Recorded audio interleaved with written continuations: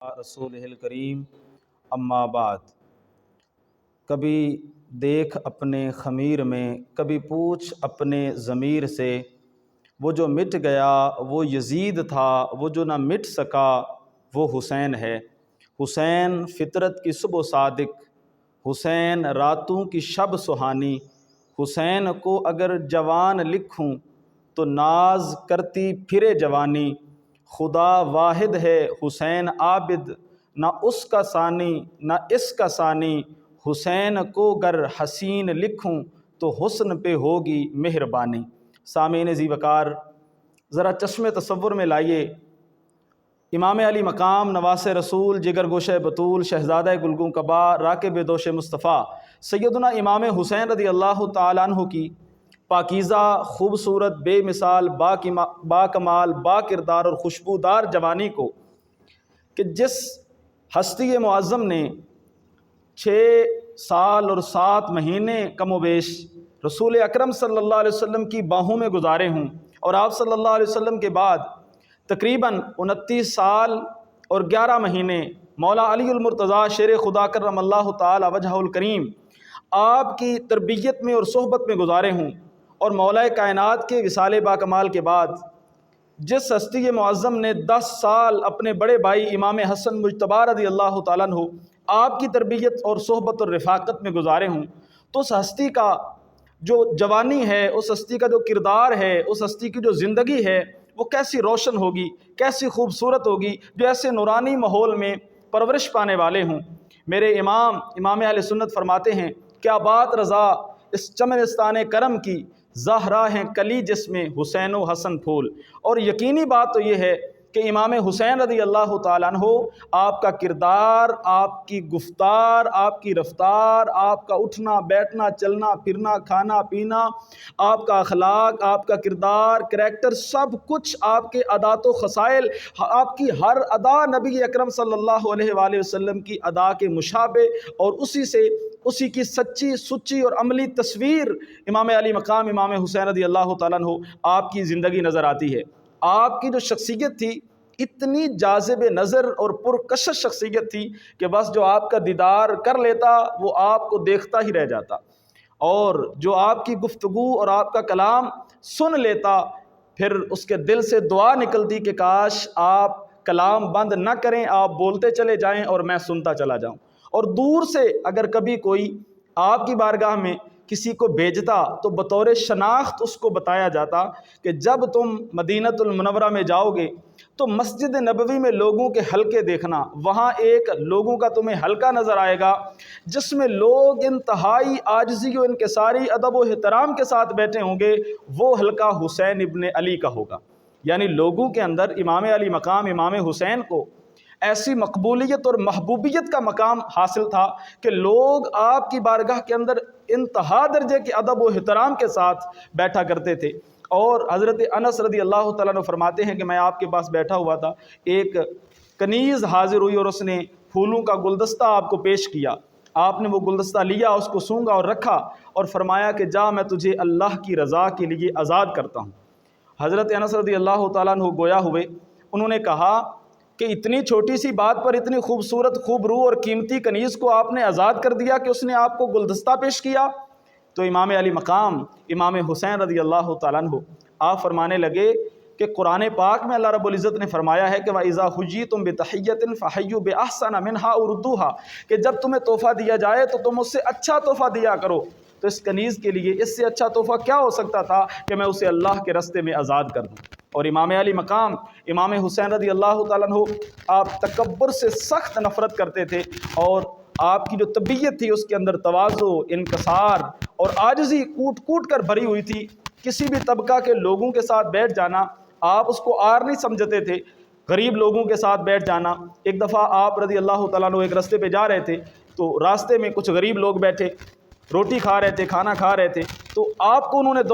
جب انہوں نے آپ کو دیکھا تو دوڑتے دوڑتے آپ کی بارگاہ میں حاضر ہوئے، کہنے لگے آپ ہمارے ساتھ آئیں، ہمارے پاس بیٹھیں اور کھانا کھائیں۔ تو آپ ان کا دل رکھنے کے لیے ان کے پاس تشریف لے گئے، ان کے ساتھ بیٹھے، چند لقمے کھائے اور فرمایا مجھے حاجت نہیں تھی لیکن تمہاری خوشی کے لیے میں نے یہ چند لقمے لے لیے ہیں۔ تو یہ امام علی مقام رضی اللہ تعالیٰ عنہ آپ کی عاجزی اور آپ کی تواضع اور آپ کی منکسر المزاجی ہے، اور اگر آپ کی سخاوت کا اندازہ لگانا ہو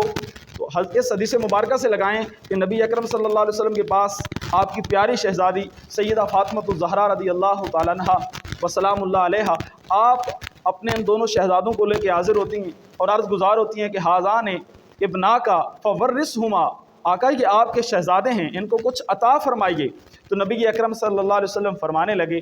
ام الحسن فلہ ہیبتی و سعدودی، فرمایا رہے حسن تو ان کو میں اپنی جاہ و جلال اور اپنی ہیبت اور اپنی سرداری کا جانشین قرار دیتا ہوں، اس کا وارث قرار دیتا ہوں اور اپنی طرف سے وہ عطا فرماتا ہوں۔ اور رہے حسین، اما حسین رہے حسین تو فلہ جراتی و سعد، فلہ جراتی و جودی، تو ان کو میں اپنی جرأت اور اپنی سخاوت عطا فرماتا ہوں۔ تو جن کو نبی اکرم صلی اللہ علیہ وسلم کی طرف سے سخاوت وراثت کے طور پہ ملی ہو تو ان کی سخاوت کا عالم کیا ہوگا۔ ایک دیہاتی سائل بن کے آپ کے دروازے پہ آتا ہے اور ایک خط میں، ایک چٹھی پہ کچھ اشعار اپنی حاجت کے طور پہ لکھ کے اندر بھیجتا ہے، اور اس کا ترجمہ یہ بنتا ہے کہ اب میرے پاس ایک دانہ لینے کی بھی سکت نہیں ہے، آپ کے دروازے پہ آیا ہوں، صرف یہ آبرو میرے پاس بچی تھی کہ میں نے کسی سے سوال نہیں کیا، اب آپ سے یہ سوال کر رہا ہوں، آپ مجھے کچھ عطا فرمائیں۔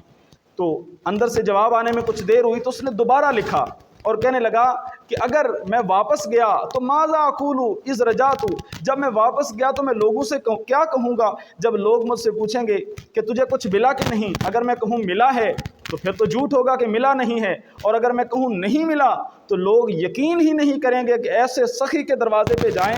اور ملے کچھ نہ۔ تو امام علی مقام نے 10,000 درہم کی تھیلی اس سائل کی طرف بھیجی، 10,000 چاندی کے سکے اس کی طرف بھیجے، اور ساتھ آپ نے پتہ ہے کیا فرمایا، اتنی خطیر رقم دینے کے باوجود آپ نے فرمایا یہ تو نے جلدی مچا رکھی تھی، آپ نے بھی شیروں میں اس کا جواب لے کے بھیجا، فرمایا تیری جلدی کے سبب ابھی تو صرف یہ ہے، اور یہ بھی تم یہ نہ سمجھنا کہ میں نے تمہیں کچھ دیا ہے، بلکہ تو سمجھنا تو نے سوال ہی نہیں کیا اور میں سمجھوں گا میں نے تجھے کچھ عطا ہی نہیں کیا۔ یعنی اتنی بڑی عطا کے باوجود یہ آپ کی انکساری اور یہ آپ کی جودت اور یہ آپ کی طبیعت کی فیاضی اور یہ آپ کی طبیعت کی سخاوت ہے۔ اسی طرح امام علی مقام رضی اللہ تعالیٰ عنہ آپ انتہا درجے کے صاف دل